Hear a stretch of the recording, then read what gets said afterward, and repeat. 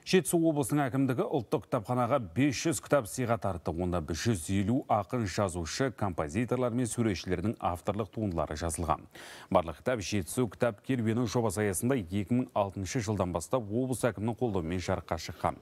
Шара барысында былтыр баспадан шыққан жазушы, журналист, Қазақстан жазушылар одағының мүшесі Жанат Ешібек пен журналист, жазушы, Қазақстанның еңбек сіңірген қайраткері Қадыр Әлімқұлов кітаптарының тұсауы кесілді.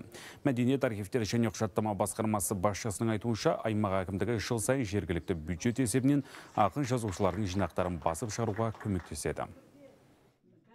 Бұл енді тек қана Жетісу өңірінің ғана емес, осы арқа төріндегі республика деңгейіндегі Астана қаласының оқырмандары және Астана қаласының қонақтарының келіп осы кітапханадан алып Жетісу өңірінің ақын жазушылардың шығармасымен танысуға үлкен мүмкіндік тиетін бір ерекше жоба деп білем. Енді бұрын соңды болмаған дүние тұңғыш рет орындалып тұр. Сондықтан біз бүгін қобалжусындымыз деп айтуға болады.